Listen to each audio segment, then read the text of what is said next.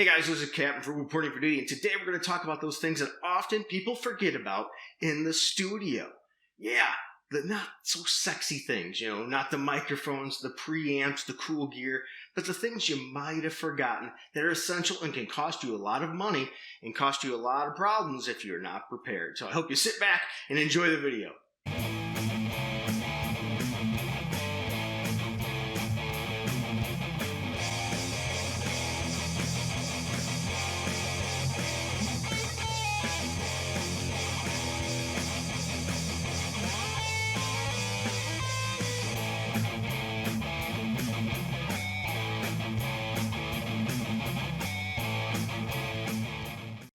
The first one I want to talk about is you're going to have to fix things in the studio, and it's going to save you a lot of money. So get a cheap soldering iron or a decent soldering iron. Actually, I'd recommend over cheap because you're going to use it a lot. And some solder, and practice up on those soldering skills because you're going to need them. But another thing too, let me get one right here, is a cable checker. Yeah, a cable checker. You don't have to get an expensive one that takes different types of cables, because nothing like spending hours looking through cables and hookups and why is this not working? What is not right in my setup? Just to find out that you did everything right, but your cable was bad. So you're going to plug in your cable and check it out. And then if it's not, well, that's when you're going to break out that soldering iron and solder. So on top of that, too, have some electrical tape and heat shrink. I like to use heat shrink because once I solder it back together, I'm going to put that heat shrink tubing over it and just put a blow dryer with some heat over it, or a heat gun is what I use. So get one of those if you want, and put that over there, and it's going to seal up with a nice professional seal. Now the electrical tape, I like to maybe put one line of electrical tape around that end so I know that I've repaired that end, just so I know that that was an issue before in case it still doesn't work. I know I screwed something up. But also sometimes it's good just to add a little stability to that in case you're having issues. The next one you probably already been hearing and you've been wondering about it already. And as I said, we're all jumping into equipment and everything all the time. People spend thousands of dollars on equipment and they still have bad sounding recordings and they wonder why. And often it leads to poor acoustic treatment in the room. And as you can tell in here, I do not have good acoustic treatment right now. The studio's in the process of being redone, so the floor is all torn out. There's nothing really for that much on the walls for that. That's going to be coming soon. I'm going to get the flooring done probably this month, hopefully by the end of next month at the latest. And then I'm going to be starting to build bass traps and other acoustic treatment that I've already have and start putting it up in this room, and it'll make it sound a lot better because the truth is, thousands of dollars of equipment is going to sound terrible in a poor sounding room. So keep that in mind. You want to really step it up, spend a few dollars, do it yourself. Make some your own sound treatment. It'll save you a lot of money, and do that. It will save you a lot of hassle in the mixing phase as well, and getting those sounds right, and it'll make everything sound better. So once again, good sound treatment. Now the next one too is something a lot of people tend to not spend the money on. You'll spend money on a fancy microphone, sure, but they turn around and they don't get themselves a good pop filter. Pop filters are cheap. You can get a good pop filter for under $20. Very nice, easy to do. Now maybe, just maybe, you are in a do-it-yourself kind of mode. You can do that too. You don't have the $20, $15 for a pop filter. Make your own. Get a coat hanger, bend the coat hanger, wrap it around the microphone post, maybe use zip ties or Velcro. I love using Velcro in the studio. I got a lot of Velcro straps to put cords together and everything. This is another great application. And then for the head part, they'll put a ring on it, and then put pantyhose, some kind of women's stocking, whatever over it. It'll make you a homemade pop filter, and it should do the job.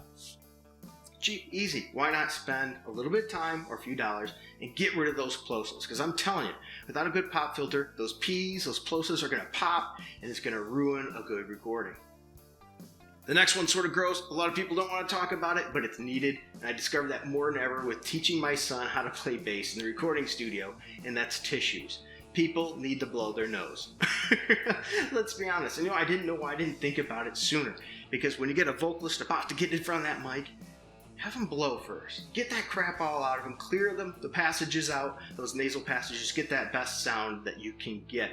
So you never know when you need to blow. You don't want people sniffling and everything else in your studio. Now, on top of that, I just brought this out just a second ago. I'm going to bring it out again. Okay. not just a pop filter, but good mic stands. Good stands, not cheap ones that are going to fall over all the time on you really easy. It's okay to have some moderate price ones, sure, the 3-prong ones. If you're going to have one with a tripod, not a heavy weighted bottom, maybe get some weights to put on the bottom of it to hold it down, a bag of sand or whatever it may be. Because here's the thing, you might think you're saving money getting a cheap mic stand. Well, the booms tend to not hold up. Okay, you're going to start falling around and things. Get a nice heavy duty one. On top of that, let's say you cheaped out. Okay, you spent $15. How are you going to feel when that stand falls over and it drops your $300, $500 microphone or whatever you have on the floor? Yeah, or even $100. You wasted a ton of money breaking that microphone because you were too cheap to spend a few dollars and a good mic stand. So get a good mic stand. You'll be surprised how many mic stands you're going to use in your studio and how useful they can be as well. For example, just not as mic stands. I have them holding lights. You could use them to hold blankets, to isolate speaker cabinets, all kinds of reasons to have good mic stands. So invest a few bucks. Get several of them. I think I have maybe 12 in the studio right now. I don't think you can ever have too many. The next one I want to talk about, I got just an example here, is adapters. You're going to need tons of adapters. I have bags full on a shelf over there of adapters because you never know what you're going to need to change and switch over to what at any time. So lots of adapters. Yeah, they do add up after a while, but I tell you what, they're going to work out in a pinch. Right when you think, oh no, I can't hook this up, boom, you've got a way to do it.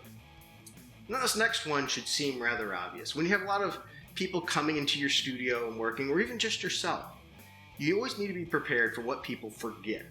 And I tell you, they forget a lot. Guitarists, bass players, bring your picks. I know some bass players don't play picks, I understand. But hey, have picks for them and different types of picks because you're going to use different picks for different kinds of sounds, right? Maybe you like a lighter pick on acoustic, whatever it may be.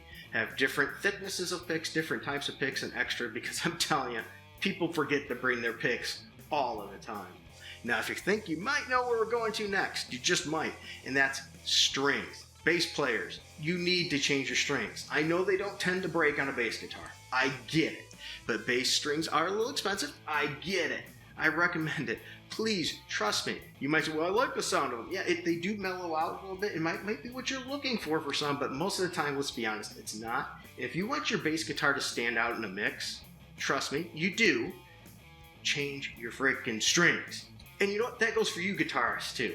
I recommend having at least a set that you've had on there for no longer than 7 days when recording. You probably get away a little longer, but you're going to notice they tend to taper down in how good they sound. So change those strings. So yeah, you're going to need multiple sets, multiple gauges of strings because they don't tend to ring them. Or maybe you need them yourself and you forgot. So I have a box filled with strings that I keep, and when it starts getting low, I do a reorder of a lot of different ones, making sure I have everything that I need. And guess what, drummers? You're not getting out of this, scot-free either, because here's another thing. Drummers tend to forget things too, like their drumsticks. So you're going to need to have several sets of drumsticks, different weights. Because here's another truth. Drummers, listen to me, please.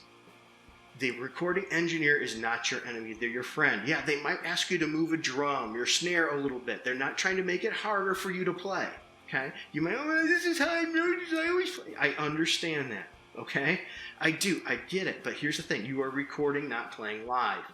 Things have to be changed and manipulated a little bit to get the best sound possible. Help your recording engineer get that.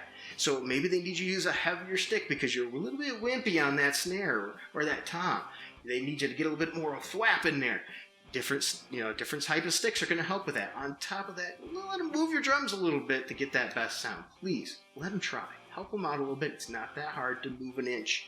Okay, you can practice and get that with a few times and a few takes. And another thing you're probably going to want is extra sets of drum heads. Because sometimes, I tell you, they bring some really beat to crap, bad drum heads that sound terrible. So you're going to need to have drum heads and a tuner to be prepared to change those drum heads. Or, let's be honest, sometimes they just break. When you go into town, you break a drum head, you don't want to have to stop and drop everything and run to the store. This next one, it's a little gross. I get it. I understand it. But hear me out. Musicians, you can be disgusting. I know. Musicians can be disgusting.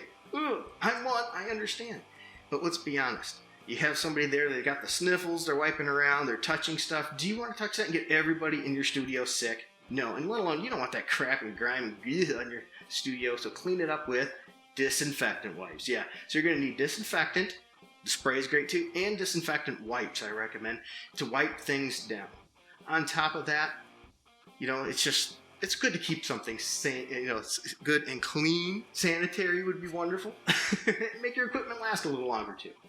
Now on top of that, I recommend an external hard drive. Yeah, because you need to back up your work. Yeah, back up your work. It will save you in the long run. I've had it save me before. Oh man, everything went. Good thing I had a backup. Now I will admit I've even had a backup fail before, so I had to back up my backup sometimes. So I actually do that because here's the thing. External hard drive storage space is cheap nowadays. It didn't used to be. I have tons of CDs stacked up with stuff and tracks on that. But hard drive space is essentially super cheap, and it's an essential part of your studio. Have everything backed up. It's cheaper and easier to spend some money and a little time backing up things rather than calling your client and telling them you just wasted 2 days of their time because you lost everything. Yeah, or even yourself. You got that ultimate solo you were finally working on, and then boom, it's all gone. Back up your work. It's not that expensive, and it will save you in the long run.